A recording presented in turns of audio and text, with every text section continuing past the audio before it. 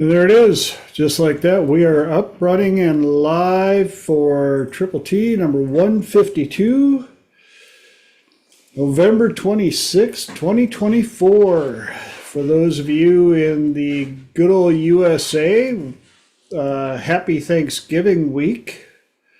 For those of you in England, thank you for providing the reason for it. Oops, sorry. Stop typing, it was a joke. And for those of you on YouTube, hi Mom.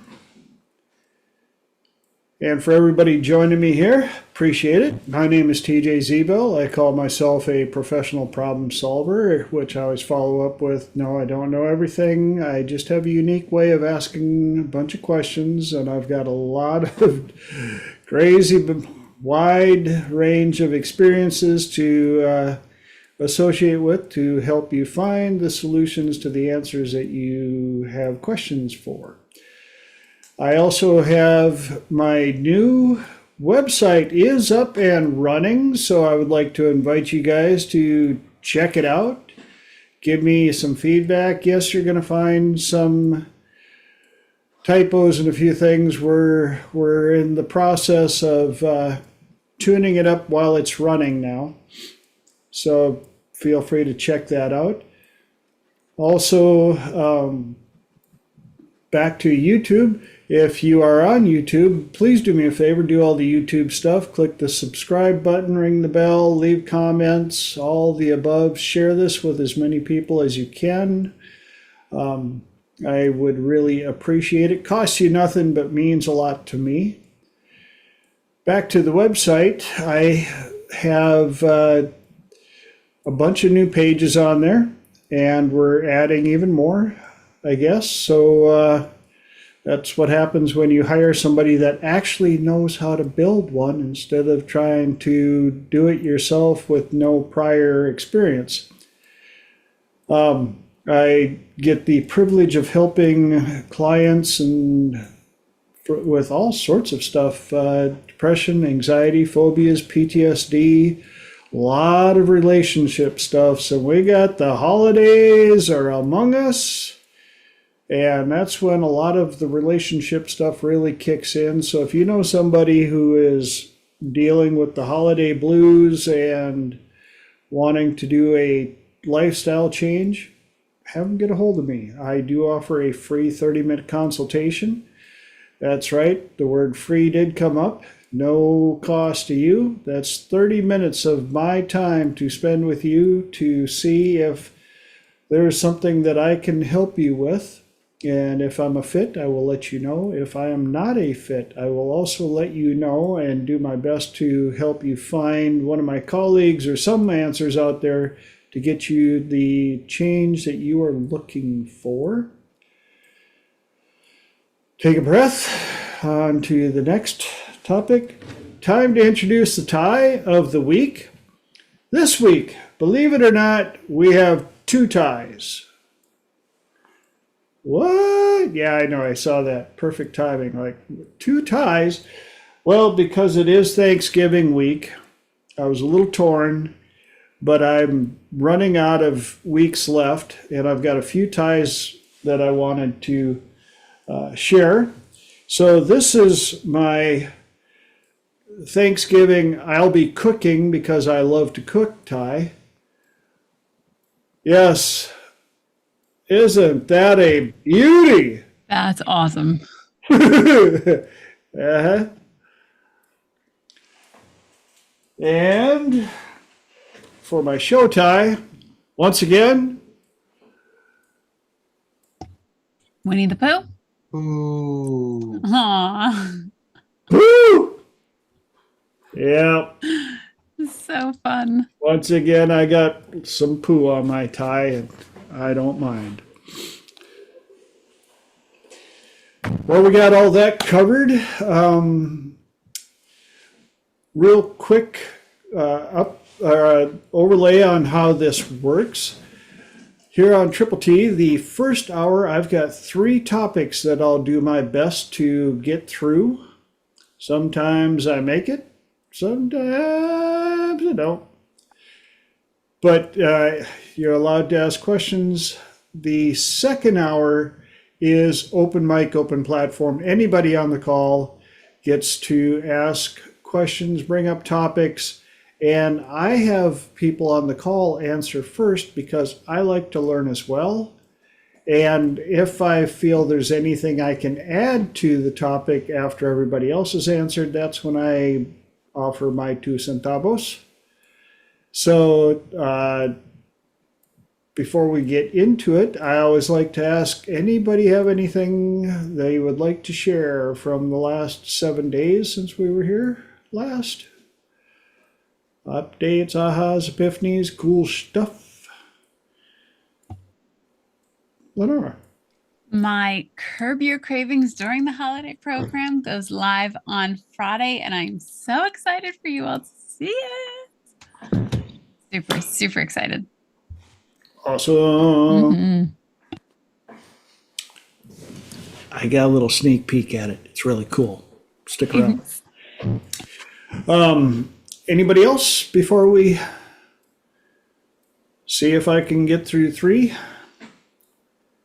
All right then.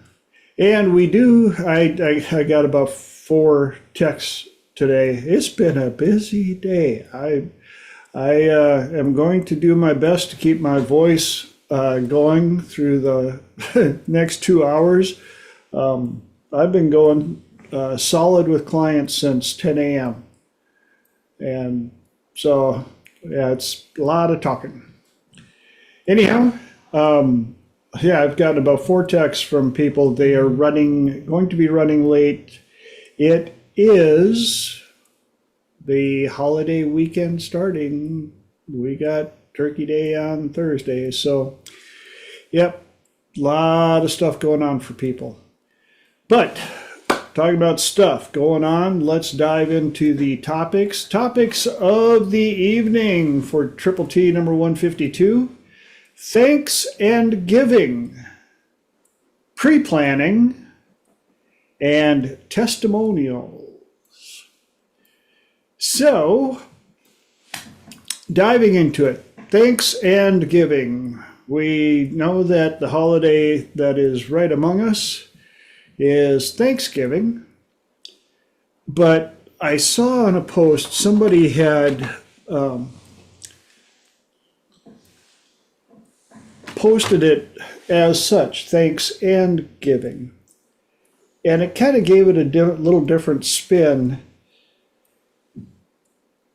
And one of the questions that was brought up when I was talking with somebody else about this is, why is it that it seems like it's much easier to give it on a day that's set aside instead of giving it all day, every day?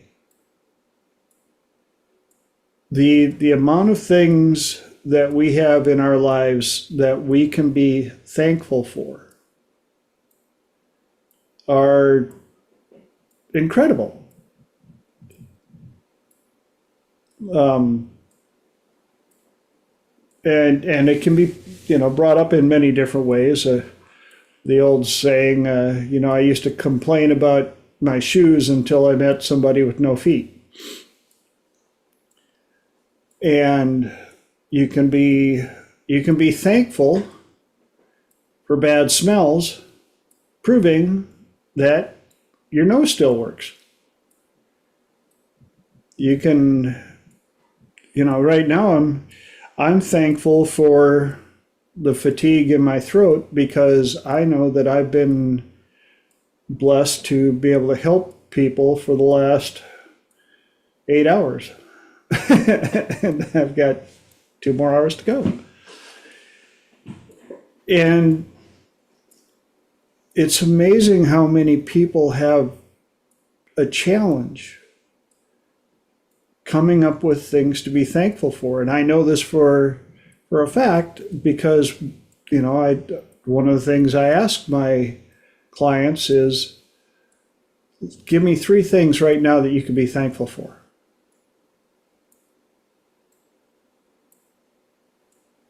And the pause, the struggle the the fact that they have to sit there and think for a bit. And it all comes down to, our hardwiring. Worst case scenario, if I ask them, give me 3 things that are bad in your life. 3? Like Ron White in his little skit. And somewhere in Tacoma, there's a ticker going tick. This is going to take a while. Shorthand. But when you say, what's good in your life? What can you be thankful for?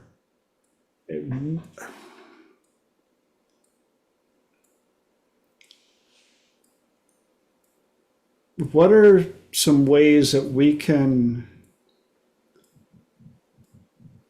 improve that? How can we exercise that muscle to allow ourselves to be able to recognize those things, to be able to answer a question like that right away? Lenora. I found this very interesting, especially the way that you asked this, because before I had this level of understanding, and I would hear the idea of a gratitude list and to feel that grateful for it, my inner critic would, yeah, but me. Yeah, but everybody has that. Yes, who else can? Yeah. Like it would be an eye roll to the point that I could not get into the space of truly feeling grateful. And I would have, it kind of felt like a weight and kind of like being forced to figure something out to be grateful for versus actually feeling that deep sense of gratitude and appreciation for it. Mm-hmm. Yeah. Thank you for sharing that. Mark. That sounds like I remember when I was a kid and I used to go to confession in Catholic Church and I'm sitting there like, I gotta come up with sins. I gotta think of stuff that I need to be forgiven for. And it was like trying to So accurate. generate that list, and then the priest would be like, yeah, do 3 Hail Marys and 2 Our Fathers. I'm like, all right, so but the pressure coming up with, when you're asked the question sometimes. Definitely. And it was like, there are things that if you weren't, you had to figure something out to feel ashamed for and to ask for forgiveness for. Oh my God, I can't believe you pointed that out. It's so accurate. Yeah. That's why I like to joke that I grew up going to a Lutheran church. It's kind of like Catholic, but with 1/3 the guilt. Holly. I'm loving this topic. One of the things that I think came up for me too is just be curious if you have any kind of so when I was most of my life, I've never had trouble with gratitude. In the last couple of years, I kind of have had a little bit more. But if you're struggling with it, be curious about what emotion is coming up that's causing the trouble. Because I was just thinking about, like, for me, the reason I started having trouble is when things were going wrong, I'd find something to be grateful for. And then immediately the thing I picked to be grateful for would disappear. So for me, it's not that I'm not grateful for it. It's that I'm afraid to be grateful for it because I'm afraid I'm going to lose it if I choose to express gratitude for it. But, sometimes somebody might say, I'm afraid to be grateful because I don't deserve to have it. And for those people, Kabbalah has that analogy of imagine that you're making a feast for your best friend. You want to show them how much you love them. And they come in and they refuse to eat any of it because they say, oh, I don't deserve this. It's not about deserving it. You're allowed to have it. You're allowed to be grateful for it. You're allowed to enjoy it, even if you didn't do anything to deserve it. But for other people, it might be about, resentment. For other people, it might be about selfishness. And once again, this isn't about judging it. It's about uncovering it and being curious about it and understanding. It's not a one-size-fits-all prescription because the person who feels undeserving is going to have a very different next place to go than the person who's feeling resentful is going to have a very different place to go than the person who's feeling selfish and like they deserve it. So anyway, a few things that came up for me. No, great insights. Absolutely spot on. And it's amazing and sad altogether how much I find people have been conditioned to feel bad. Like it's a requirement. Like, yeah. And how much of a challenge it is to flip that narrative and realize that we are all doing, and you guys have heard this from me before, we're all doing the best we can at the time with the tools, the knowledge, and the energy that we have available to us.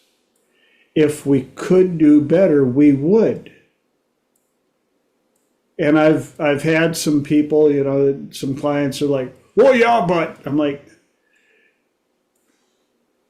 if you could do better, you would. Because at the time, you thought, even now, this little pushback, you think that that's the right decision. Which it may very well be. Tomorrow, you may look back and go, oh, well, I should have done, you don't get to shoulda. You did the best at the time that you could with the tools, the knowledge, and the energy you had available to you. If you could do better, you would.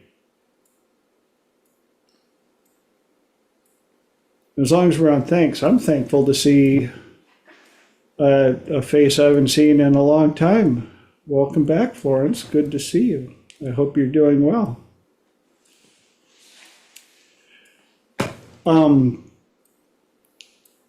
The other part of this on the thanks and the giving is we find it very easy for most people I know, it's very easy to give. That's where the law of reciprocity works. Because if you receive, you're like, oh, well, it's almost like a load. Where you're like, oh, I got to give some of this back. But it also comes in proper advice, words of affirmation, love, compliments. I find it so many people have no problem giving compliments. But as soon as one is being said to them, it's almost like hot potato. Like, whoa, nice compliment. Here's one for you too. Or the throwdown. Wow, your hair looks great. Oh, I do nothing. I just brushed it. That's a beautiful shirt. Oh, this old rag? No, I've had this for years.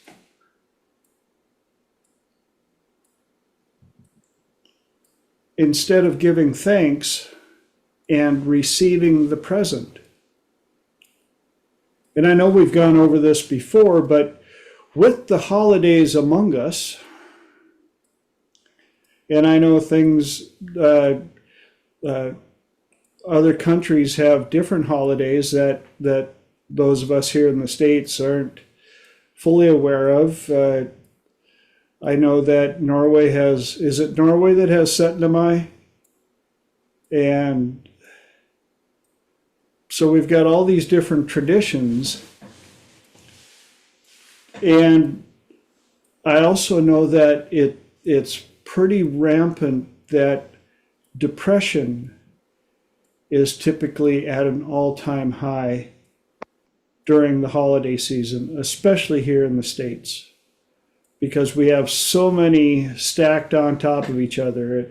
It's Halloween, then it's Thanksgiving, then it's Christmas, then it's New Year's, and then it's nothing for a while. It's family, it's friends, it's presents, it's a new beginning, and then it's nothing for a while.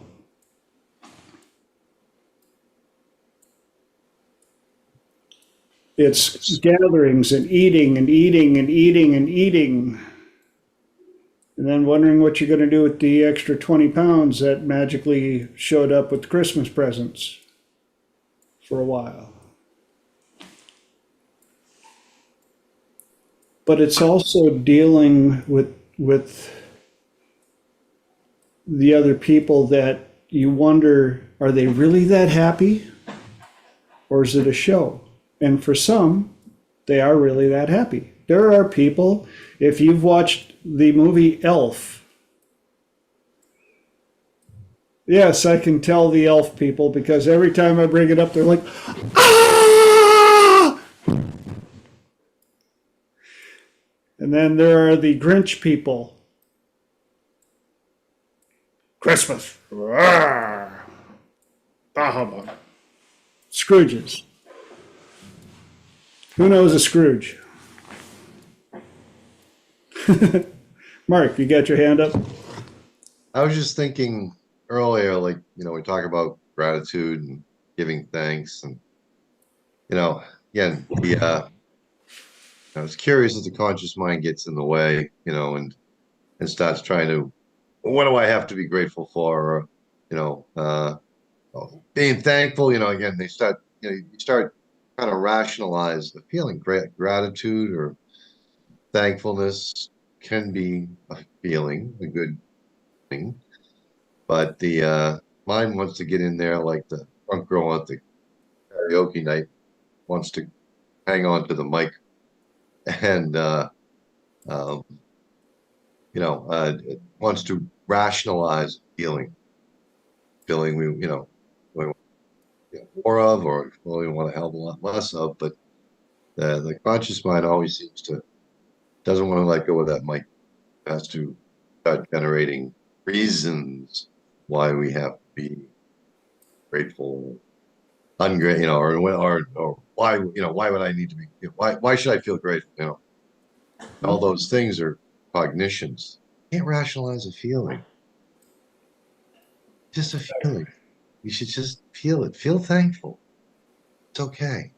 Feel grateful. It's okay. Tell that other part of your brain to just go to sleep.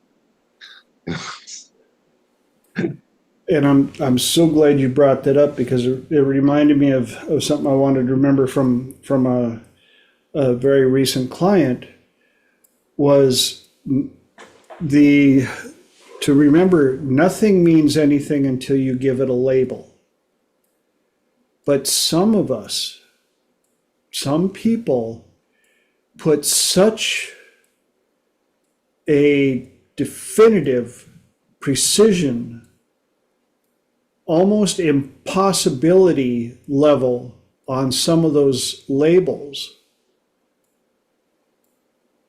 And this came up when they were talking about, well, I don't know, I don't know that I've ever really felt real love. So how am I supposed to love myself if I've never felt love? Now, this is a person who was married for long enough to have 5 kids. And I said, you've never felt love. Got married, never felt love at the wedding. Got 5 kids, never felt love when, wow, yeah, wow. And I said, be careful about how you write up and interpret the definition of certain labels. It's easy for us to, again, make things so hard to attain that we can justify our misery. Well, I only feel love when all the planets are in a straight line and Leo is rising over here and I've got a chocolate Dove bar and I'm looking at and I'm like, really? Yeah, under that definition of that label, I can see why you've never felt love and you would never be able to be thankful for being in love. And other people are like, I feel love when I look in the mirror.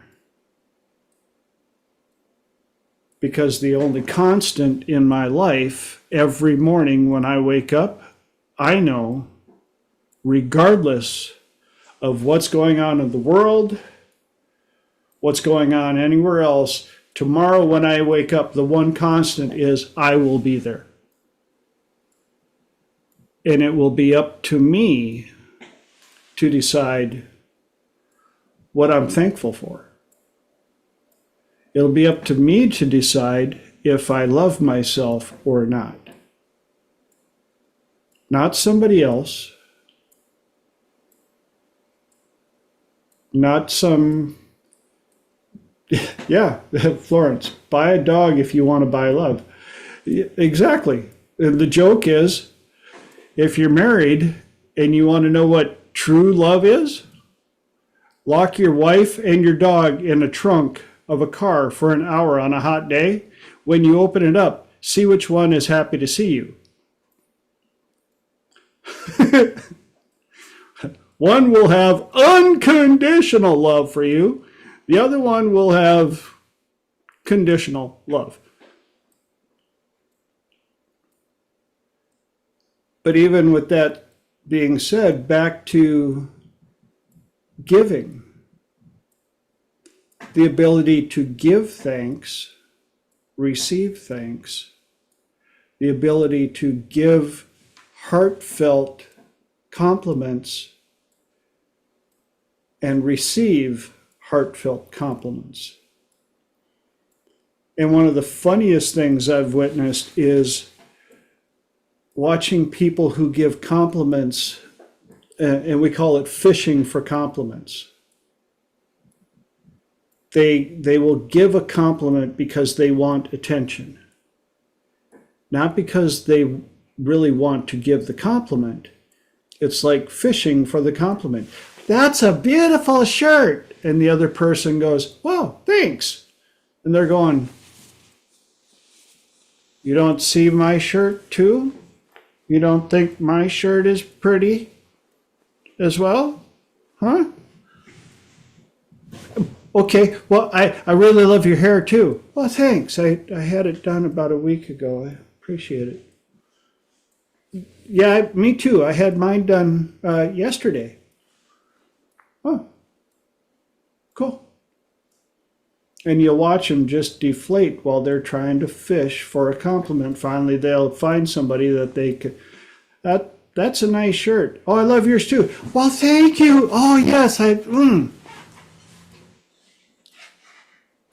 And a lot of times, you'll notice it's their own confidence level and own self-love. Lenora.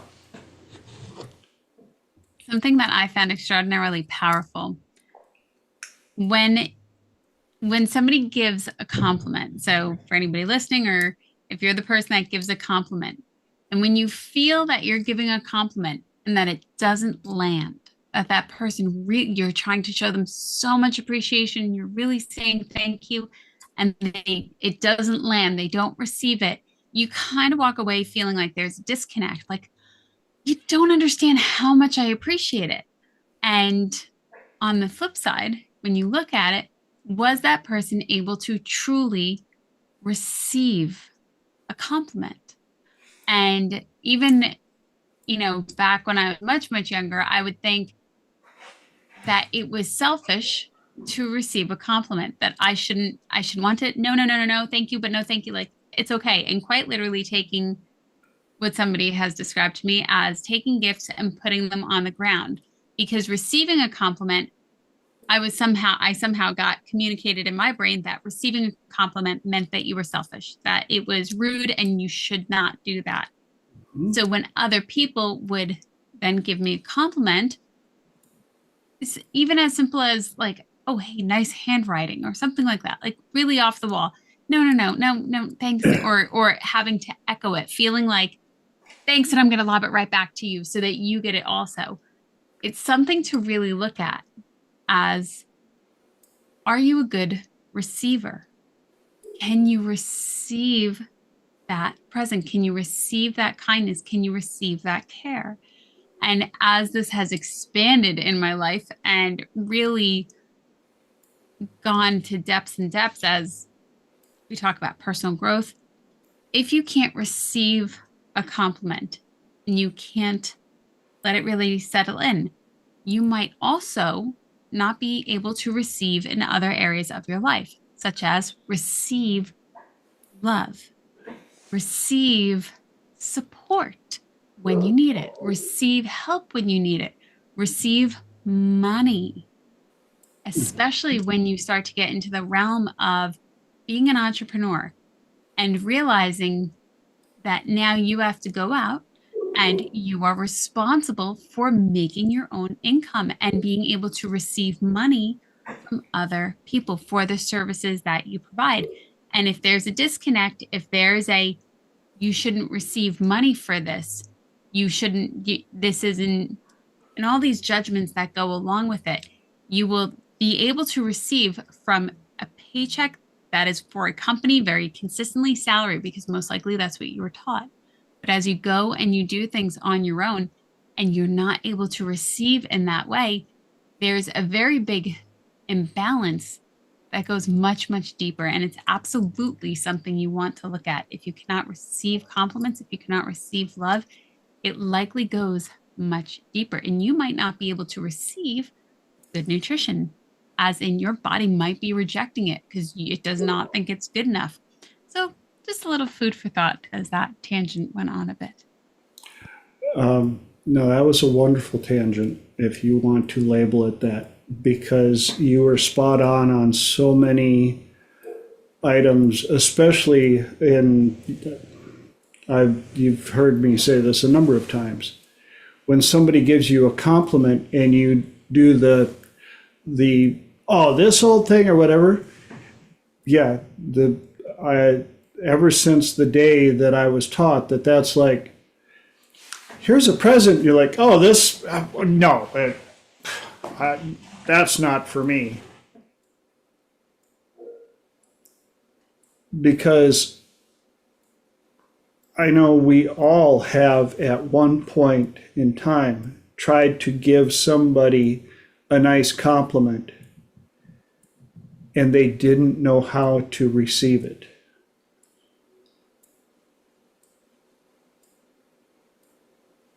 And you can argue, well, they were just whatever. I like the idea more that they simply didn't know how to receive it. They were taught, as Lenora pointed out, that it's selfish or a bunch of other labels. It's gaudy isn't the word, but there's so many different words that could be popped in there. And in the end, it's still simply learning how to interact with humans in their natural environment. I've told the story many times that I've had to learn how to give what I call flyby compliments, especially to ladies nowadays. Nothing against you ladies, but there are so many narcissistic buttheads out there that are giving creepy compliments, creepy hit-on compliments, that when a guy gives you an actual compliment, a lot of you ladies are like, well, I wonder what he meant by that. Well, what's that all about?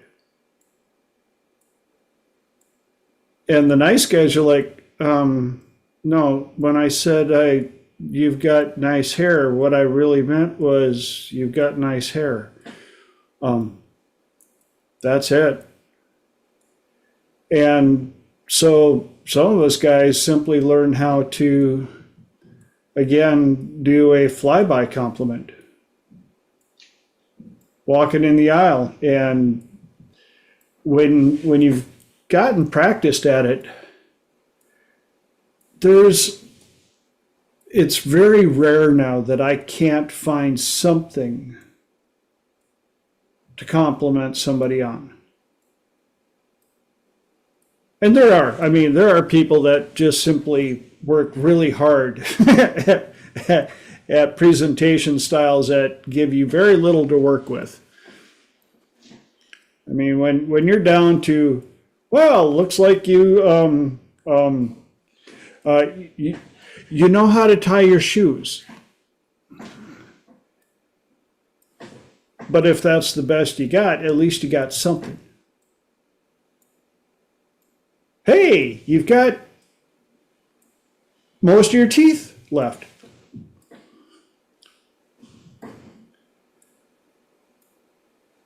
But again, back to being thankful for all the things that we have. And when somebody is kind enough to offer up the present of a compliment, and now that we're going into these functions, yes, there's going to be the office parties and the family get-togethers and the this and that and the other parties. They go much simpler when you go in with a thankful attitude. Hey, it may not be your favorite place, but they remembered to invite you. You can be thankful for that.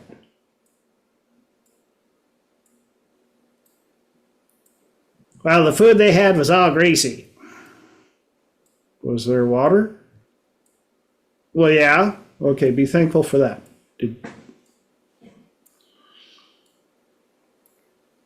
Did they remember you? Were you able to give a compliment, a smile? Were you able to understand that some people are now going through the holiday season with someone very important missing in their life? And so you can be thankful that you don't understand what they're feeling right now, but you can give them support and attention and love. And for the people that are going through this is the hard time, especially if they lost the loved one more than, I'm going to say, 4 months ago, 5 months ago. Because typically when people lose a loved one, what happens for the first 3-4 weeks? The outpouring of love and concern and the cards and the flowers and then life goes back on for everybody else. And so please remember, anybody that may be going into the holiday season minus a loved one, this may be a good time to invite them to a function. And understand you might get some pushback. Oh, no, I'm fine. Yes, the word fine has a lot of definitions. So what time would you like me to pick you up? Because that'll be fine. And here we are again, running short on time for the other two topics. Does anybody have anything else, any ahas, epiphanies they would like to share on thanks and giving before we move on to the next topic? Yes, no, maybe so. Moving on. Topic number 2, pre-planning. Who are my planners? Raise your hand. Uh-huh. I know people whose schedule books have schedule books. Uh-huh.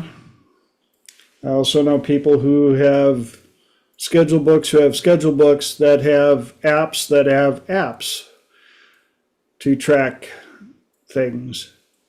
And yet it amazes me when I ask them about when they get, how soon do you get your day planner for the next year? I happen to know 4 people who have had a day planner for 2025 since July.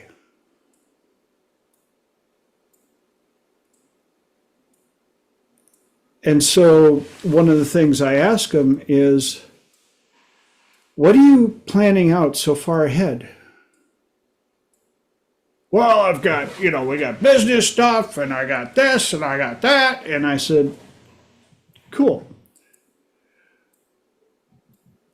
How much of your life improvement have you put into that planner? Have you gone to January 26, January 2026, January 1st, 2026, and I'm going to challenge you, as I challenged everybody a year ago, to go to January 1st, 2026, and write a little story about how 2025 went for you. And of course, they're like, well, how would I know? It hadn't even happened yet. I'm like, you're planning everything else. What do you want to accomplish? Who do you want to be January 1st, 2026?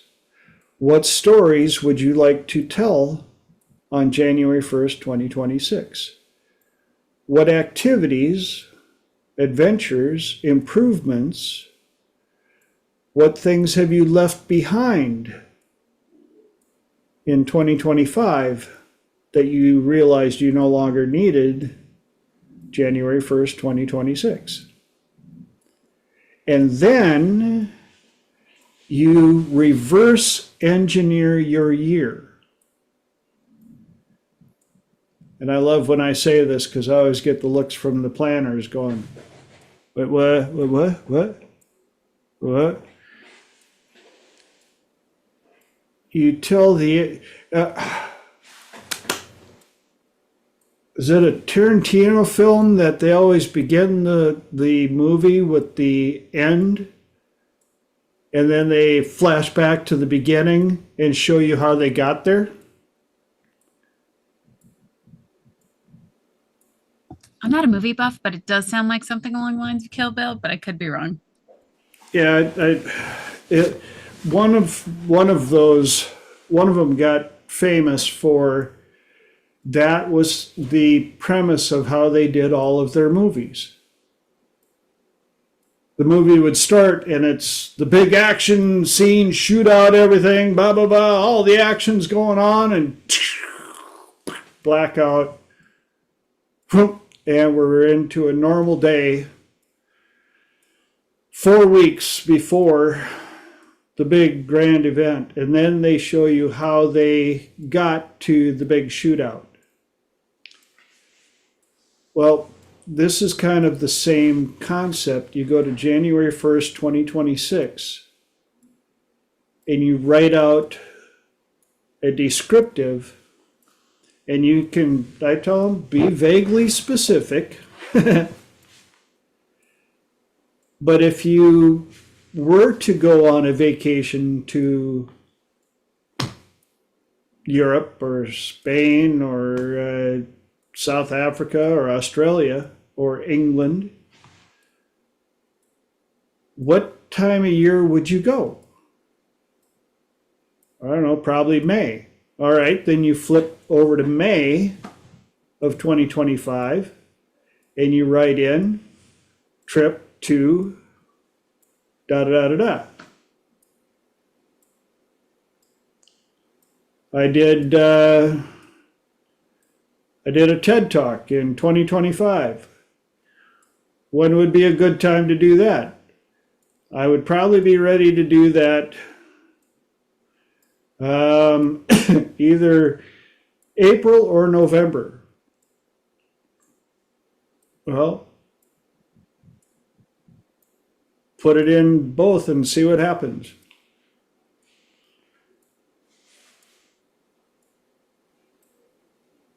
And it's a way of giving your subconscious homework to figure out how it's going to happen, to work with the universe.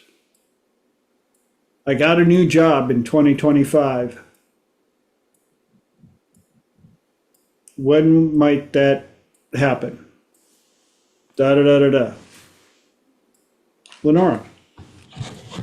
So I do love this idea. And I would also suggest to go with things that you really want, that you really do want to experience, and not just, oh, no. Like, no, that probably wouldn't happen. Also, if you're feeling that resistance, that's definitely something to look into. But do this for the fun of it and for the creativity of it. And just, oh, that would be fun. Oh, that would be a good possibility. Because I would think to do this, and then I would feel stress of, what if it doesn't happen? And it would kind of shoot myself in the foot. And when I would say, oh, well, that's when I plan to be doing that, and then it didn't happen, I would get so disappointed. And I do think that there's an art to this. If you're doing this, definitely play with it and be open to the creativity of what else comes up. I do think that there is a practice to this. And just like in my dating protocol triple P, when I have my clients write a journal of everything about their person, as many minute details as they can conceive, everything that comes to mind. And I get so much pushback. Oh, but ain't I like limiting my abilities or limiting my options or, what? And I'm like, stop. If this is really what you want in a person, which would be better, to have 160 things out of a list of 200, 80 things out of a list of 100, or 4 things out of a list of 5? All of them are 80% correct. But if you only write down 5 things and you get 4 of them, that's 80%, but how much is left to chance? If you get 80 things out of a list of 100, that's a lot more detail, and there's still stuff left to chance. I get to brag now that one of my triple P graduates found their person so far, best so far by a long shot. They had 40 pages.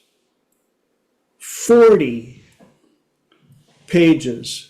40 pages of detail. Once they just gave in and went, okay, fine, I'm going to do what you said. I'm going to write down every single thing, good and bad, the great, the bad, the ugly, everything that I observe in humans that I like and I don't like, I'm going to write them down. And so far, this person that they met is now, as of the latest update, 93% of that list. And my client is freaking out in all the best ways. Lenora. I actually did that protocol with a client just the other day, and the client that I have, they're not necessarily in what we would consider the hypnosis community or the personal growth world, but they are absolutely lovely. And I actually started to walk them through this process, and I was asking them questions, and they're like, I don't know, and kind of like back and forth. And I said, we want to get really clear. If you're not sorting for them, you're gonna miss them entirely. You don't know what you're looking for. So we did this for about 45 minutes straight, just go asking question after question after question. And by the end of it, this person had so much light coming out their eyes. They were so much brighter. They looked lighter and just with so much more clarity than what they had. And it was so funny because they were sharing our conversation with somebody else, and they had even said, she asked the most outrageous questions. I didn't even know where they were coming from. And it was just really funny to see how this idea of getting clear on this person that you're wanting to experience, or this literal life experience that you're wanting to experience, when there's momentum, when there's somebody who's wanting to listen and be curious and ask those questions, how expansive that moment in time can become. It's extraordinary. Yes. That's why I tell everybody one of the things in life to get really, really, really good at is asking questions. The better you get at asking questions, the better the answers you get. And we have the perfect way to prove that. Google. You can go on Google, ask the same question 10 different ways. How many different answers do you get? Tons of them. If anybody has done any type of research on Google, you understand that you're looking for an answer and you kind of know what the answer is, but you don't really quite know what the answer is. So you type in the question and you don't find the real answer you're looking for, and you go back and you ask the question a different way, and then you go through the answers and you go like, that's still not quite what I'm looking for, and you go back and you change the question again. And on the 10th revision of the question, there's the answer right there. Been there all along. I asked the exact same question. No, you didn't. You asked the same type of question.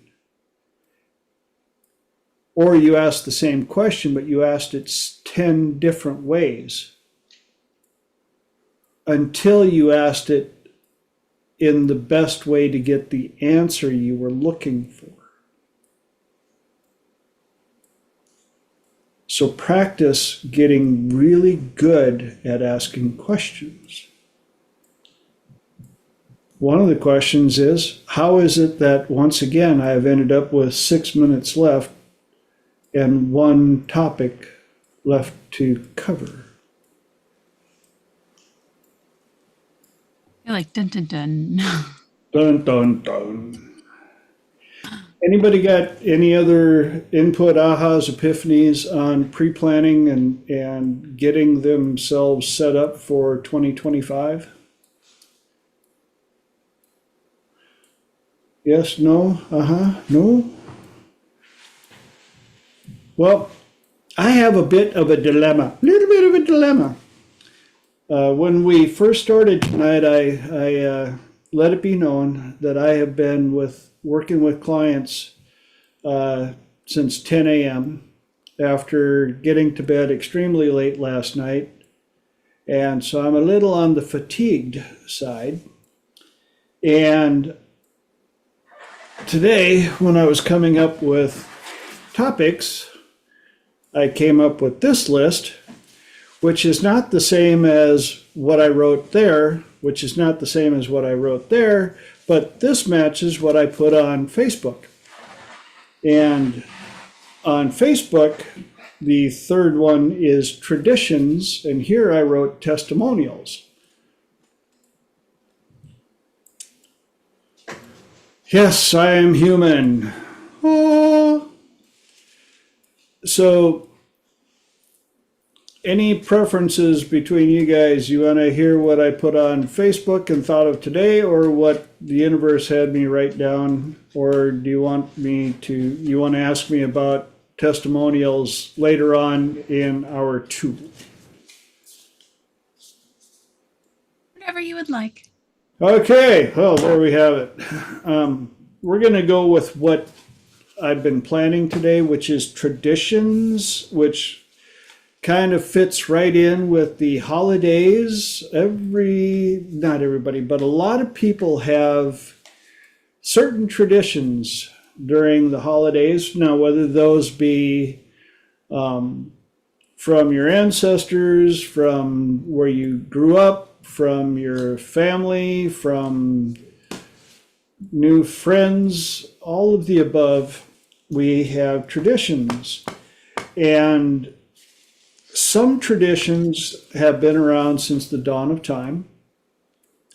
Some traditions were very alive in families until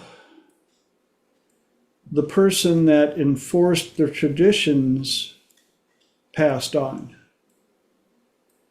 I know when I was growing up, it was a strong tradition that during the holidays, for Thanksgiving or Christmas, we would all get in the car and drive 3 hours to Grandma's place and pack 72 people into a house this big. And Grandma would make a feast for 3 armies in a kitchen a quarter of the size of my office. And we would feed all 72 of us somewhere in the house, distributed everywhere, because you couldn't really sit at the dining room table, bless you, because the dining room table was covered with food.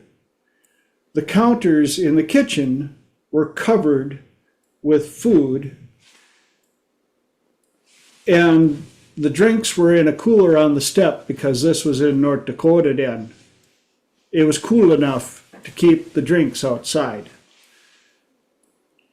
And us kids would sit on the floor, and the adults would sit on anything that would hold their weight. But when Grandma couldn't host anymore, we ran out of hosts. And some traditions just fade off into the ether. And some people pick up new ones. And some people, the new one is, we're just going to see what the day brings. The other tradition that I thought of was, how many traditions do we have as human beings that are serving us or not serving us? Like these traditional belief systems. I have this tradition of believing that I can't do this because. I have this tradition of not standing up for myself because. I have this tradition of believing that I can't get this job that I would really like because. I have a tradition of believing that I can't have the body that I want because. Some traditions are meant to be passed down through generations. Some traditions are meant to be changed.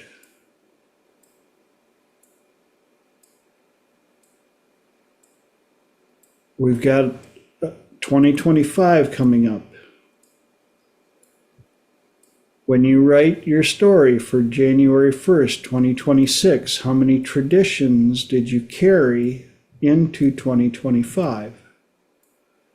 Did you decide that the family is finally going to get together one of those traditions, whether it be 4th of July or, sorry, Elijah, no hard feelings, buddy, you old pal, or getting together for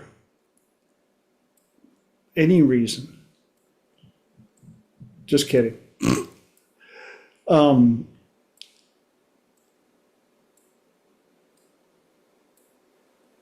It's a good time for reflection to decide what is a tradition that is worth hanging on to.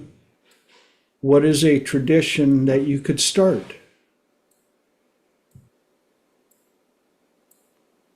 I know for Christmas, some people have the tradition of Elf on the Shelf, and they get extremely creative with it.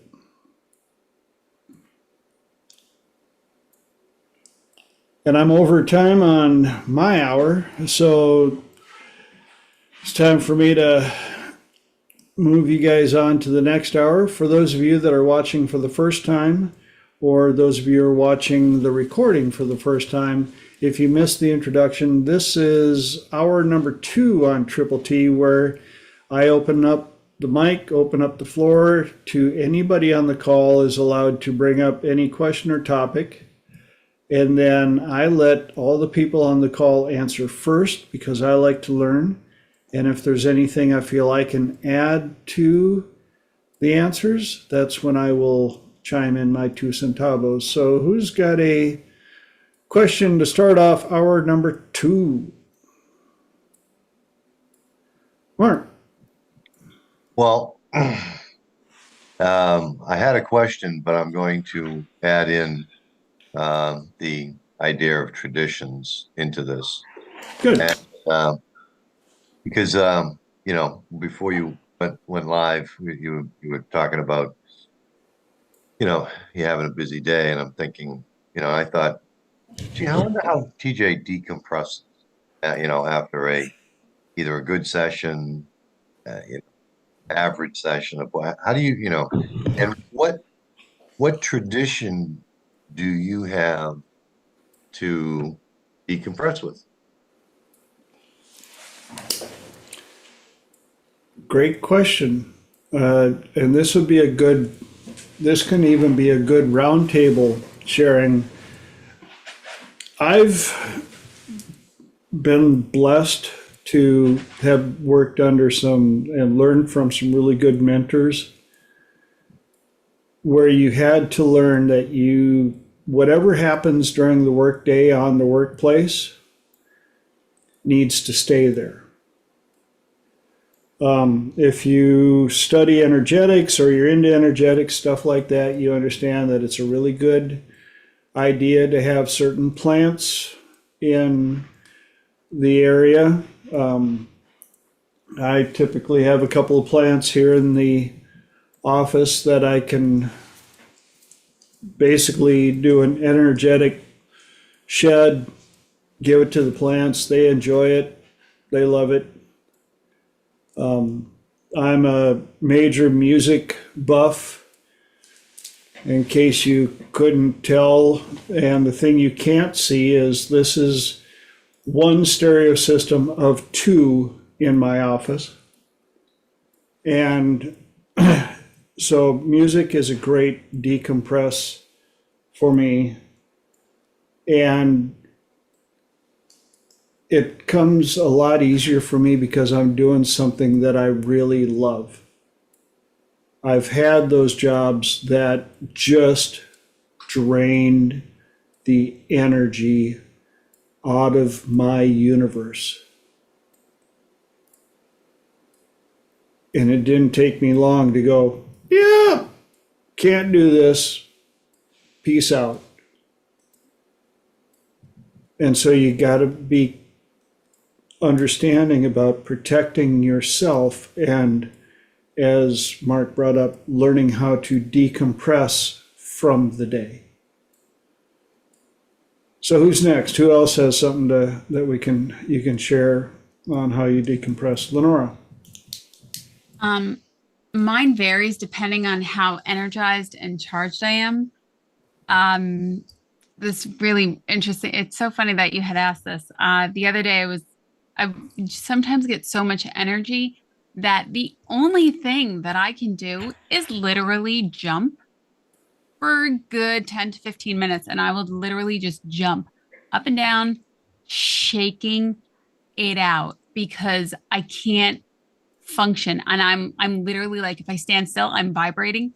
So if I can just keep jumping for that long, which sounds a bit excessive, but it really helps shift out of that space so that I can sit down and do what I need to do. Usually after the work with clients, I tend to be really wide awake if it was like a really good session and I know for sure they got the change and that's great. I'm still learning which way it goes.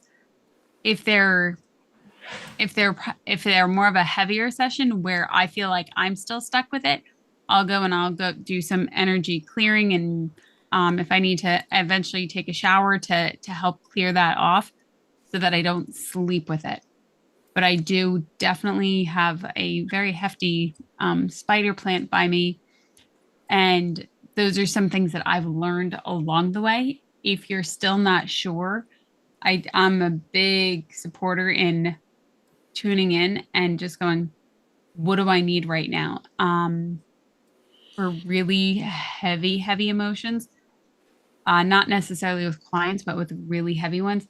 There are times where I'll just go in the car and go for a drive and I might scream to get it out because I've learned that I do not do well trying to suppress it.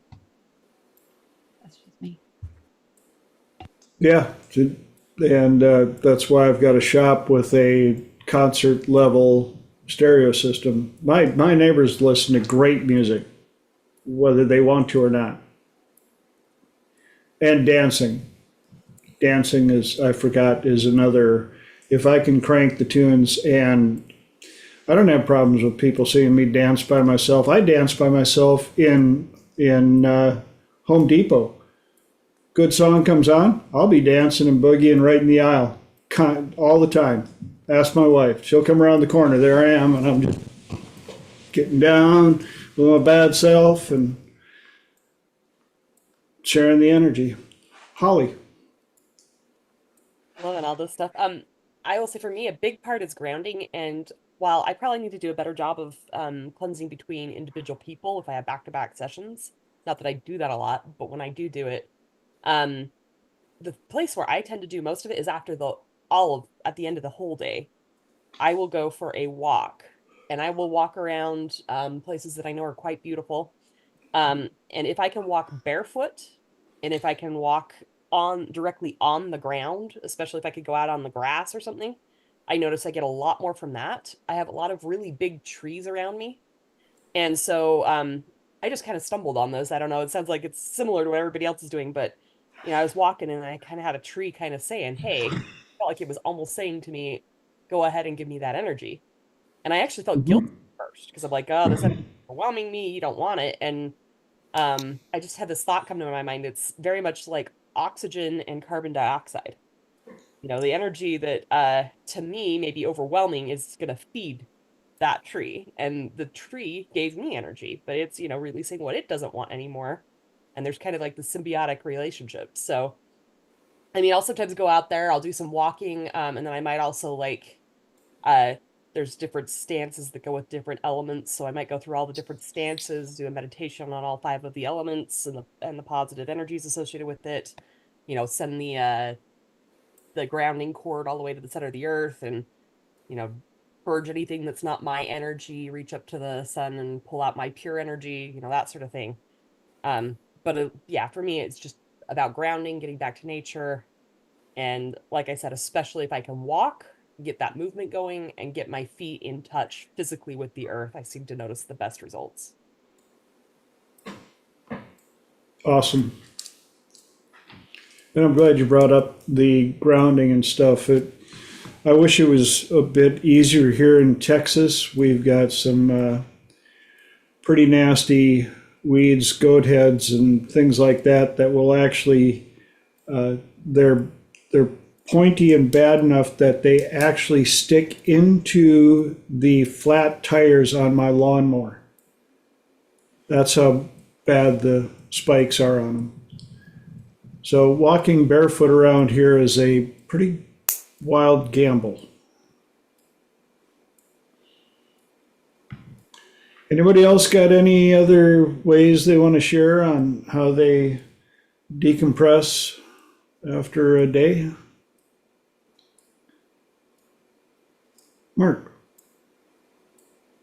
Since I asked the question, you know, sometimes I like to, between sessions, just, light up a little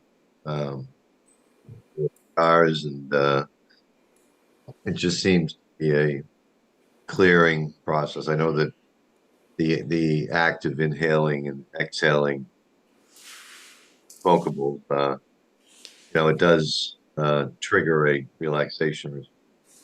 I kind of go with the idea that car gives a wise man time to think, and something to think on. I'm not sure which side of the line I fall on any given day, but yeah, I like my little cigarillos. Help decompress. Awesome. Anybody else got anything they want to add, or do we have another question or topic? Come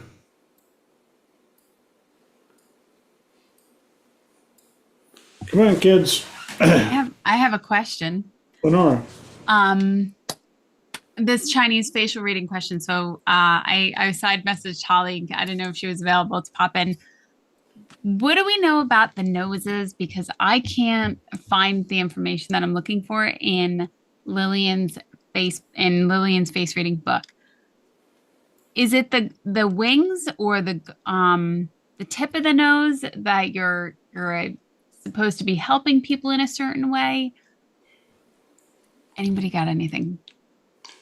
Yep. Holly. I probably get more than you were asking for out of this one. So yes, the first thing I think that you're talking about, there is a little indentation on the tip of the nose that if someone has that, it's called the human angel marking. And that's someone who's basically compelled to help other people. There's a lot of things you can learn about the nose, of course. So for example, the size of the nostrils is how much someone likes to spend. So someone was talking about if you want to work with clients that don't mind paying your price, the depth is spending on more expensive things, and the width is spending on the less expensive things. So, if the nose tips up, that's someone who's got a very they say, the energy, imagine it going around in a circle. They've got a very nice personality, kind of innocent personality, and the energy tends to come back to them later in life. Someone whose nose maybe tips more down, that's someone who I don't know what the word was for it. I have that trait, so I could say it however I want, right? That's somebody who's capable of being a little bit more strategic, being now they can manipulate, but keep in mind, manipulate can be for your good or not for your good. So a lot of these are tools and traits. It's how you use them that matters. Another thing you can look at is how much the nose protrudes from the face. If it protrudes a lot, that's called the pioneer nose. That's somebody who's going to, blaze trails, lead the way. Someone who's got like a bump on the bridge of the nose as you go down, that's someone who likes to be in control. They may not be upfront about it, but they have desires to maybe lead, be in control of certain situations. Try to think. The lady. So like if you're well, let's go with the tip of the nose as well. So if it's very soft and kind of bulky, like, and maybe even a little bit red, that could be somebody who likes to overindulge in the pleasures of life. Maybe it's alcohol, maybe it's food, whatever it may be. Anyway, I could keep going on for a bunch of other ones, but I'm guessing the first one, the human angel marking, is the one you were asking about. That was, and I'm also really curious, Holly, when is your master class? After I actually learn the topic myself, maybe I'll teach one. I think you could, girl. I think you could. Thank you very, very much for that. I appreciate it. And for those of you that are wondering what just happened, there are lots of different references. And I just put it away. There's a great book by Lillian Pearl Bridges. That one right there, Face Reading in Chinese Medicine. And it's that new funky technology that's only been around for like 3,600 years, and it's accurate enough to be pretty darn accurate. Like, I wish Mom was on the call here instead of on YouTube.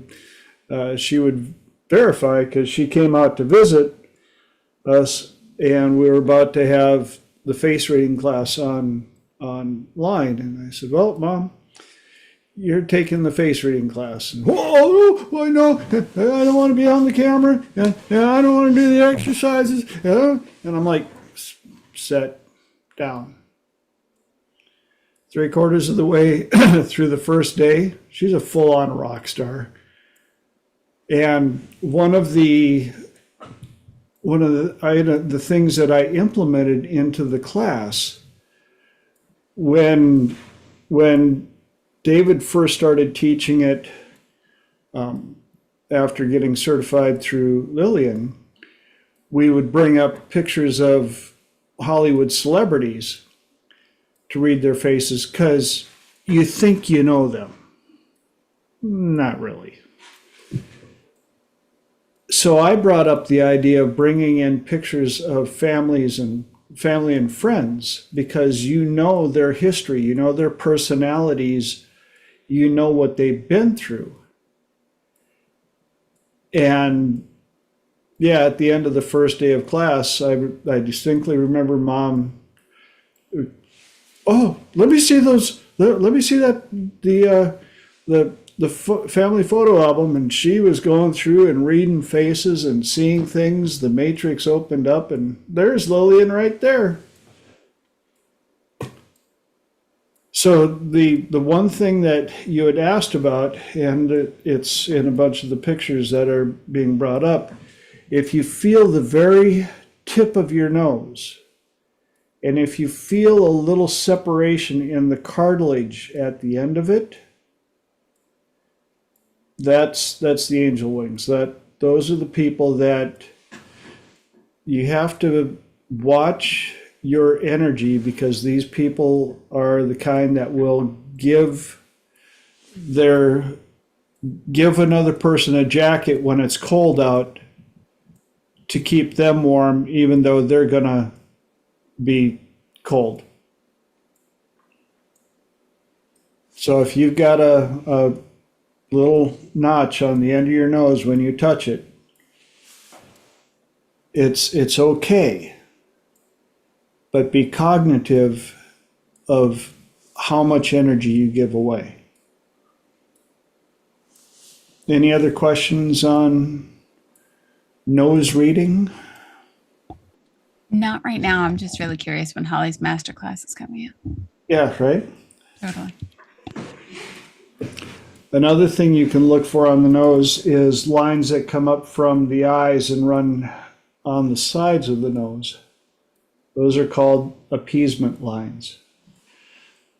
These are people that will go along with the flow, or they will let themselves be told what to do, because the pushback at some point in time wasn't worth it. So they'll just go with the flow, even though it's something that they don't want to do. Yeah, great appeasement lines there.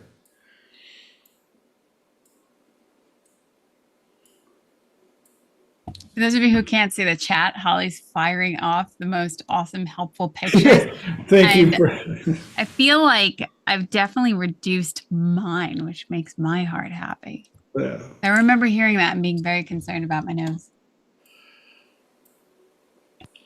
And none of these things pointed out. My face has 80% of the stuff on Lillian's face chart. I've got a great face for face reading class. In fact, even Lillian and her assistant Kelly, the first second they saw me, before we could even say hi, they went, "Oh," Lillian goes, "Oh, look at his face." I'm like, here it is. And they started telling me things about my personality and my life as though they grew up right next to me and have known me the whole time. So that was my introduction to face reading right there. And I'm like, okay, let's see how you do this magic that you do. And now, once you learn how to do this stuff, there's no shutting it off. Right, Mom? It's cool.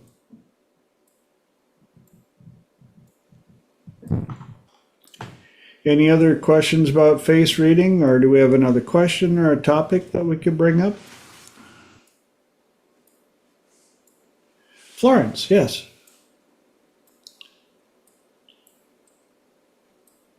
Well, I have a question concerning my personal matter. You know, where I live, it's very difficult to find a place to rent. You know, and if you want to rent attractive place, you have to pay exorbitant rent, which is against the law. Okay. So it means that if a landlord demands exorbitant rate, it is against the law and it actually gives jail time. Oh, Well, you know, like different countries have different laws. correct. So I know that many, especially Christian women, they ended up in trouble because then they were, for instance, raped in Muslim countries and then they press charges. So they got the question if they had 4 Muslim witnesses to rape. And as they did not have 4 Muslim witnesses, they ended up in jail. Oh. So no, because you know, you just have to be aware of the law. Right, correct. Yeah, so you know, if you demand exorbitant rent, it's against the law, and then you should go to jail, and then you should also pay back you know, the amount that was exorbitant, because you know there are like strict lines according to law how much you should demand in rent. But I mean, I pay that much rent not because I love it, but because there are no options. Uh-huh. You know, my landlord mentioned that he considers selling the place, which is a bad idea for me. Mm. So, well, I don't know. I guess a smart idea would be to tell the guy that if he would sell the place, if he would consider selling the place, then I would consider putting him to jail. What would you say? For those of you that are wondering, Florence, you're in Stockholm? Yeah. Stockholm, Sweden. Yes. And with here in the United States, because of the way we're set up, anybody can charge whatever the market can handle. Hmm. as in California is trying to pass laws for rent control, Mm, and they're finding out the drawbacks to it. mm, And so, like in your position, trying to figure out this guy, whether he's going to sell it or what's going to happen in your position as a person who's already in there, I'm really not sure what to advise you on because I'm not familiar enough with all of the ins and outs and the sideways and byways of the laws that regard rent in Stockholm, Sweden. No, I but I wish, mean, you know, there is a saying that you make a pact with the devil. You know, they say you sell your hmm soul to the devil. yeah, So, and then you can sell your soul to the devil in different ways, you know, like Faust sold the soul to the devil, you know, to gain like knowledge. And some people, they make the deals against the law. I know that in Latin America, they have this big business, the, you know, coyotes who as people smugglers. uh-huh, I mean, you know, they help people to be smuggled to, for instance, United States. But if you pay money to Coyote, you are basically, you know, playing Russian roulette with your life. yes, But I mean, people do that. It's not because they want to. I guess they don't have any better options. The same thing, you know, this huge migration of people via Mediterranean. I mean, thousands of people drown in Mediterranean every year trying to make it to Europe. It's not because they think it's lovely. They just do it because they don't have any options. yeah, So for me, it's more like I don't want this place to be sold. So you know, sometimes if you would put pressure on people, then you could put pressure on people different ways. It depends on circumstance. yeah, I mean, for instance, if you know some dirty secret about somebody, then you have a hook on them. yeah. That's one way. Holly's got her hand up. Holly. So I've got a few thoughts, and I don't necessarily know which course of action to advise, just more of a how I would make the decision. So first of all, uh, several things coming up. So first of all, you mentioned the word options. Um, Step one is I would say, you know, even if it seems unlikely, even if it seems difficult, do whatever you can to make yourself open to any other options. Because if you were, and I would say I would throw manifesting in there, Mm, manifesting being in some place that you love, and mm, you know the different kinds of ways that might work out. Maybe it's they just decide not to sell. Maybe they decide to sell, but you find someplace that's even more amazing that you've been supposed to be all this time, and it's the universe arranging for you to get there. You know, I don't necessarily know where that is, but when it comes, because I think a lot of times we do get in places where there's, I think it's okay to have boundaries. It's okay to negotiate and use, you know, if you have certain amounts of leverage, to use legitimate leverage in a negotiation. But at the same time, I think, you know, you talked about selling your soul. Do you feel in the negotiation, hey, I feel like I'm doing what I need to do to protect myself, to, you know, because they're taking care of themselves, they're protecting themselves, I'm allowed to protect myself? Or have I stepped over that line, and am I at a place where I feel like I'm doing something where I'm selling my soul, where I am violating my own personal ethics? I feel like I'm doing something that I don't feel is right for one reason or another. And it- one of the things I've learned is no price is worth it. But once again, you're going to just have to, you know, I would say, imagine doing your list and see how it makes you feel. Do you feel like you're somebody who's just doing what you need to do, standing up for your personal boundaries and looking out for yourself because they're looking out for themselves? Or do you feel like you're someone who is sacrificing your integrity to get something material? That perhaps if you use manifestation techniques, you could get what you need anyway, even if it seems unlikely. I don't know if that makes any sense. Yeah, sure. I mean, the problem is that, this legislation about the government is having rules about what rent is reasonable, what is not, had the opposite effect because the demand is so huge that landlords, they take money for the rent contract, although they would end up in jail. There is a crazy Coco Loco guy who lives nearby. He's a landlord, and I know he's been in jail because he was selling rent contracts. I mean, I can easily understand that guy because what option is more attractive to get $10,000 for one rent contract or get zero? Yeah. It's very easy. Uh, so this is it, that legislation about what rent should be reasonable does not work because it had the opposite effect. It created just a huge black market, exactly as, like, for instance, they say that you can never forbid abortions, you can only forbid safe abortions.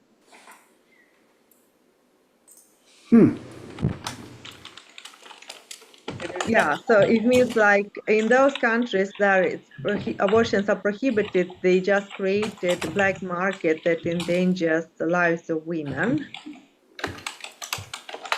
And doctors are making abortions even if they risk going to jail. So it's always like that, that in every country there are some strange laws, that create trouble for people. Like, Yeah. for instance, where I live, a billionaire bought a shopping mall and then he died.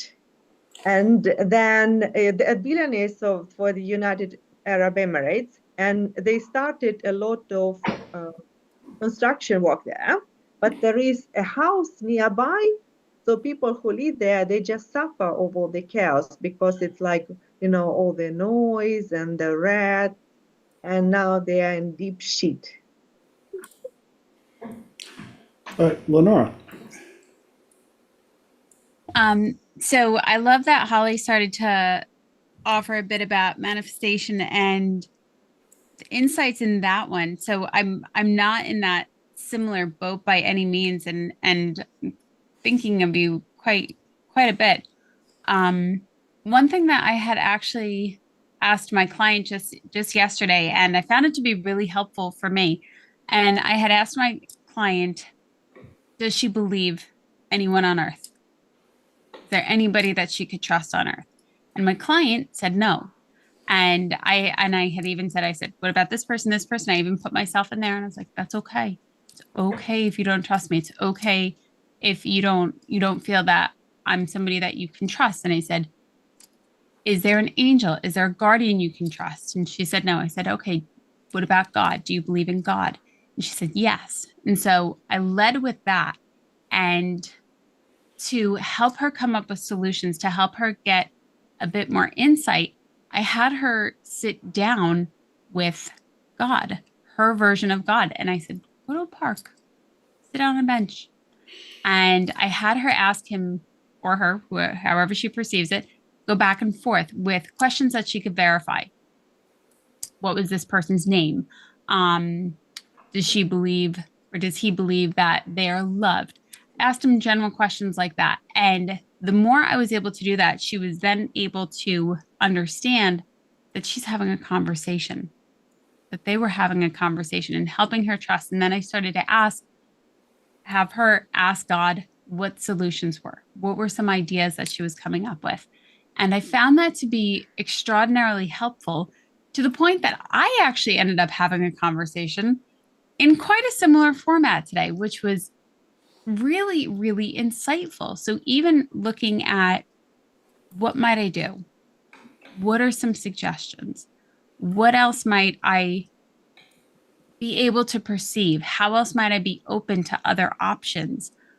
Having a conversation in that format could be incredibly helpful and quite literally get your thinking from what can feel like a very intense experience, really overwhelming, really whatever it might feel to you, because that's what I was picking up if I'm putting myself in that situation, and get the distance so that you could have the conversation that might be more impactful, as in more supportive, more helpful, more getting you to navigate in the direction of where other opportunities might be, of where other ways, other safe alternatives might be.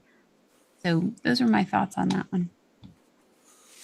The problem is that, it's not that easy. Some people, they are either in worse situation. Like, for instance, I read an article about a woman. She has a pension as a pensioner, like, although she's not old, and it's because she has fibromyalgia. Fibromyalgia. Do you say it in English, fibromyalgia? Yes. Oh, okay. So, Okay, so I mean, the money that government pays her, it's only enough for basics, and she lives in a nasty ghetto. The problem is that then the ghetto was built, it was for the Swedish working class, but now most people who live there, they're either drug addicts, alcoholics, or poor immigrants from Muslim countries in Africa, and mostly men. So those guys, they don't respect their rules. So if she would try to tell them anything, they would basically eat her up. Yeah. So, and she has no money. So, well, what would she do? Yeah. She's in a very desperate situation. Well, the hard part here, especially being with us being in the States and not understanding all of the laws that work there, I would say if you can, find somebody that has been through this before and dealt with it, and see what they were able to do with it, and keep me posted, because we're rooting for you. We'll send out as much positive energy as we can for you. Hopefully the answer that shows up is something that you find to be even better than you expected, whether that be you get to stay where you're at and rent stays the same or goes down, or if you have to move, that you find a place that is even better than where you're at for the price. And whatever, if there's a way we can support you, we will. Sound good? Yes, thank you. You're welcome. Anybody else got another topic or question? We've got 21 minis left on the TikTok. Who's got a question that we can put on here? I was actually going to see if Holly was able to come back on about face reading. Or TJ, you actually took the face reading course too, several times. What am I talking about over here? I'm sorry. I knew this. Question for you guys about worry is, where's the worry? Where's the overthinking? Where's the, I know it's here in this area. Well, Holly, you want to share your expertise again on those locations? Well, I know multiple people have them, but if you want to look at overthinking, it's actually by the eye, on the brow bone. I'll get some pictures. So basically, if it goes up further, it's impatience and irritation. But if it curves down over the eyes, it turns in. That's where the worry overthinking is. And often they connect together. So a lot of times people are impatient and frustrated, and they worry. So you'll see them combine. Okay, wait. So, rewind. I thought these, when they go in here, are hysteria lines. Oh, we're talking about between the brows. Okay, so here. Yes. So TJ, Okay. let's show us TJ. I was pointing out mania. Okay. I'll put some examples in the chat too. I just gotta find them. But also, if you want fear, those are lines that will be on the bottom of the chin. Often they're very hard to see. Yeah. But they're just like they almost go underneath the chin. Like they're definitely at the very bottom. And I'll see if I can find some examples of those. Those are a lot harder to see on camera. I gotta crack open my book over here. They also may show up looking like cottage cheese chin. Okay. You see somebody when they move their mouth or when they're talking about something they're afraid of, and they'll get all these little dimples on their chin. Okay. I thought there was like a worry line here or a line here. The line that the line where you just drew is the it's time to retire line. It's the you're done with your current phase of life. It's time to transition into the next phase of life. You're working too hard in your current phase of life. No way. Yep. Oh my gosh. This is fascinating to me. Okay, so you were saying so I know when there's two, that's impatient, and the longer they are. Thank you, I Holly. may or may not have some of that. So you can have both impatience and overthinking / worry. So basically the overthinking is actually in the brow bone and it tends to have a curve to it. And the impatience is higher than that. And like I said, a lot of people have both. So I'll get a few more. I feel like they go hand in hand. Very possible. And for those of you, again, who are watching the recording or on YouTube, you don't get the advantage of seeing the chat.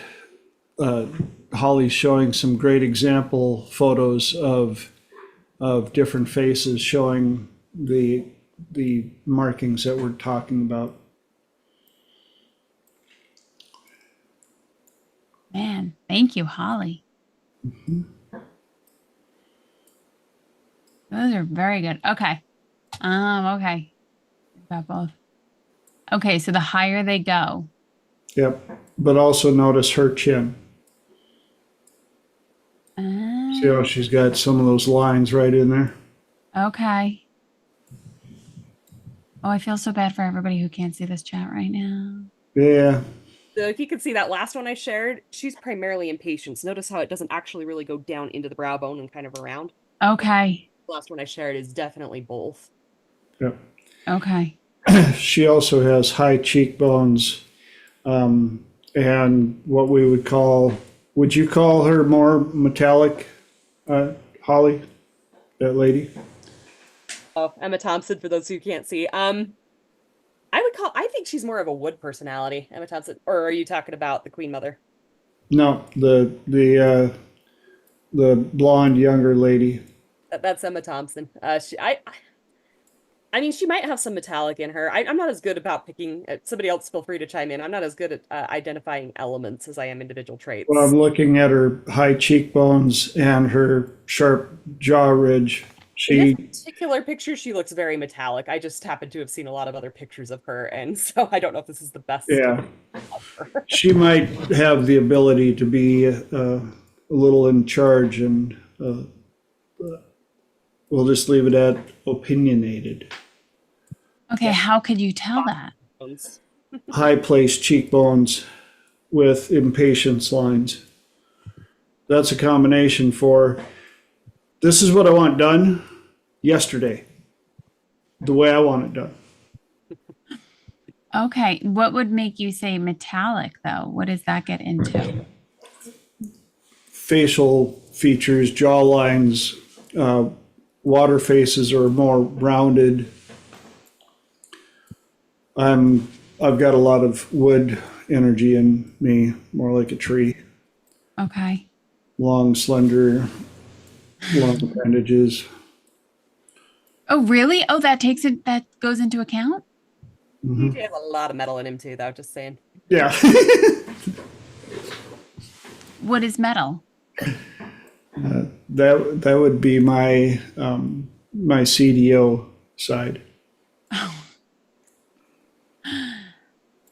So if it Michael's here. this is just a few things, but so like metallic people, and you can look at the hands. I'll just go quickly over what the hands are for a few of them. Metallic people have very parallel fingers. They tend to be a little bit on the longer side. Their flat beds or their nail beds tend to be flat.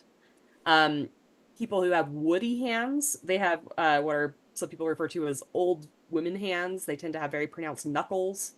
You're going to see a lot of texture in them. Um, if you people who have fiery hands, they tend to be a little bit shorter and a little bit more like little child pudgy kind of hands. Watery hands tend to be tapered. So if you look at the fingers, that they're wider at the bottom than they are at the top.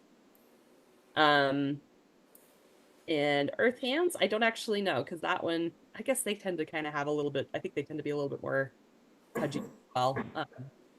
I'm fascinated. You want to look at a metallic face, it tends to be fairly symmetrical. The pores tend to be really small. So they talk about people having porcelain skin. Watery face. I mean, I'm a watery personality. Take care, Mark. They might tend to have more of a rounded face. They might have a rounded forehead, which we could talk about what these individual traits mean. But fiery people tend to have lots of heart shapes and points, star shapes in their face, their body. So just a few over highlights. I won't get into all of it, but gives you kind of an idea. Girl, if you did, trust me, I would keep you up all night because I have questions.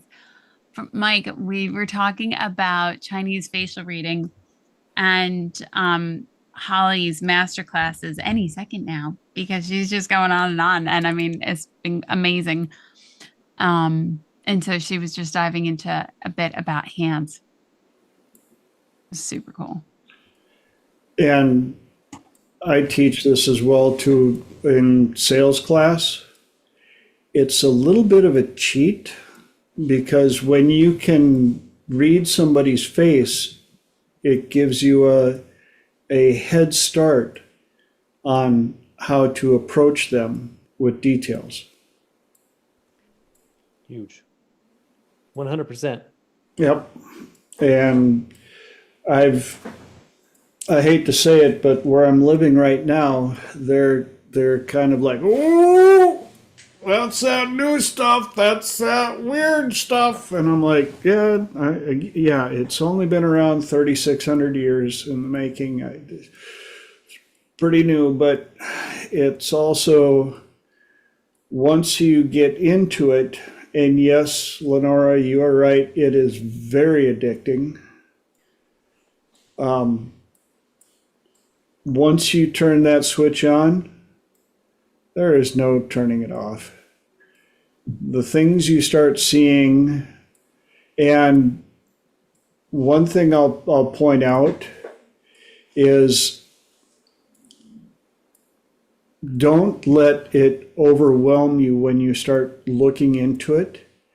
Pick one or two features that stand out to you, and start looking around and noticing them on different people. And when you get really good at reading those, then pick a couple more and get used to seeing those, and learn it in little steps.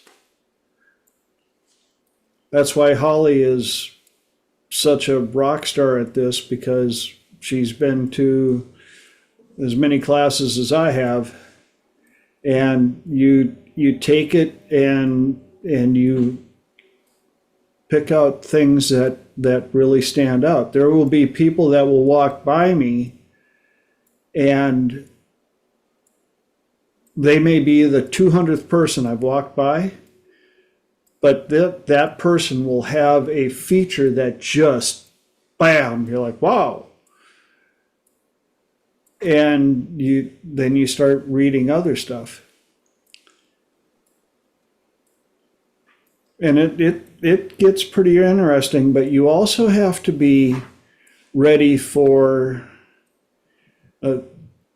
abreactions on certain stuff that you're reading. Mom will verify, she's watched me do a face reading in a restaurant on one of the waitresses there. Luckily, it was closing time, so it was just us and the staff.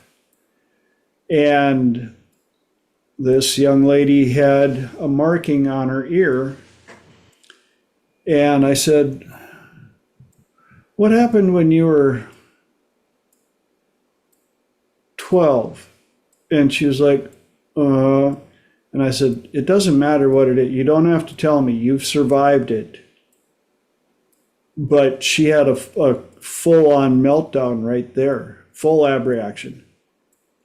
And her co-workers, mom standing right there, and I'm like, and I went right into, and here's I did the date and time protocol. Asked her what the date was and the time was, and I said, "You've survived everything," and got her through it just like that. And she comes out of it, and she goes, "Wow, I feel like I just dropped like 400 pounds." And I said, "You did. It was that easy." And she's like, "Can I give you a hug?" I'm like, "Yes, you can." And that's some of the things that anytime, anywhere, for any reason, when you study this stuff and you get good at it, that fully applies. And it's one of the privileges I have of what I get to do to help people. Lenora. Mike. Bananas. I wanted to point out what you had said in the last second about reminding her what the date and time was and what she had said. Wow, I feel like I just lost so much. There's so many times where people will say to me, "I would love to work with you, but I don't want to look at it.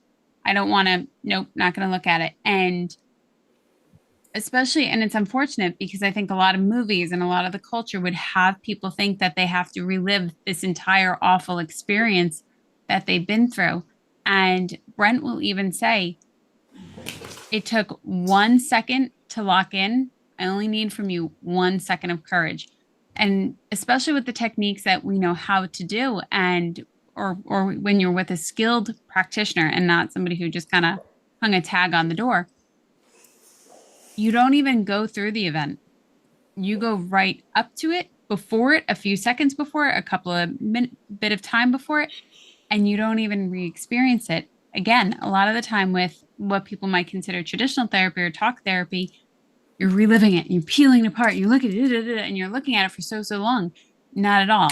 It can change in a second, truly in a second. And it even goes back to the tagline that you had mentioned. You're just always one decision away from a totally different life. You're one event away from a totally different life. And that really is so incredibly accurate, especially from how many experiences. And I do my best to be very open with people about my personal experience of being guided, working with other coaches, working with skilled practitioners, working with people who know what they're doing, because even though it felt emotionally overwhelming at times, just simply because of the emotion of it, I wasn't re-experiencing the event. And the people that I was working with were able to really navigate me in such an effective, fast way. And I'm not going to say like, "Oh, it was like nothing." And no, I mean, absolutely, it's emotion. And yeah, I would be sad about the emotion, but I didn't sit with it, and I didn't repeat it, and I didn't hang on to it for 6 months. I held on to it for 2+ decades of what it was way too long to begin with. But it really moves quickly. And for anybody who is wanting change or feeling like, "Holy shit, I have this really intense thing that I don't want to look at, and I don't know what to do, but it just kind of follows me around everywhere I go, and it's a 500-foot monster at this point that I don't even want to look at," it can truly be shifted so much faster than you ever thought possible. So if you are wanting support, by all means, reach out to TJ, reach out to people who resonate with you. It might be somebody that you found online. Reach out to them and ask for help, because nobody can help if you don't ask for it. Yes. And I'm so glad you brought it up that way. I gave it a tagline of non-disclosure therapy. And with some of my clients, I'm like, you don't even have to know what it was. Just that you're carrying around this thing, this energy. And like with that waitress, I don't know if she knows what it was. She may or may have not. I didn't need to know what it was. And she got massive change right there in her workplace, in front of her coworkers and two strangers that she knew for a whole whopping 5 minutes. And I wish I knew where and how she's doing today, but all I know is something magical happened in that place that quickly. And I'm glad you brought up Lenora. Yeah, if you're watching this live or the recording, if you're feeling that something isn't quite right or something's holding you back, whether that's personal or relationship or business or sports or whatever, reach out to any one of us. And if we can't help you, including me, we know enough people to refer you to find the answer. Life is a combination of way too long and way too short to carry that stuff around. And so here we are at the end of another Triple T. And I want to let you guys know I am very thankful that you have made it possible for me to do this 152 times in a row. And there wasn't any pre-planning. My pre-planning was I didn't think it would work. So I put it off for 3 years. But we're glad you finally cut that out. yeah, I had to break the tradition of believing I couldn't do it. So if you're interested in face reading, the book that you saw Lenora hold up, definitely a great starter book. Get it, look at it. If you have any questions, contact one of us. Maybe Holly and I should put on a I was going to say, by one of us, you clearly mean you and Holly. Be a good one to put on. And until then, for those of us in America, happy Thanksgiving week. I hope you guys get everything. For those of you from other countries, we are very thankful that you've invested the time to join us. We appreciate you. As always, I want to offer up my thanks for every one of you for offering up your precious commodity of time, because it's something I can't give back to you. I haven't figured it out yet. So thank you. Thank you. Please take care of yourself. Go out, live the best life possible, and be nice to people. And I will hopefully see you back here in 7 lovely days. Yay! To all. Happy Thanksgiving, everybody. Thank you, everyone. Bye. And Lenora, you could be Vanna White and hold up the books and stuff, you know. It's like strike a pose. To make you laugh. Have a great day, guys. Right, Bye. see ya.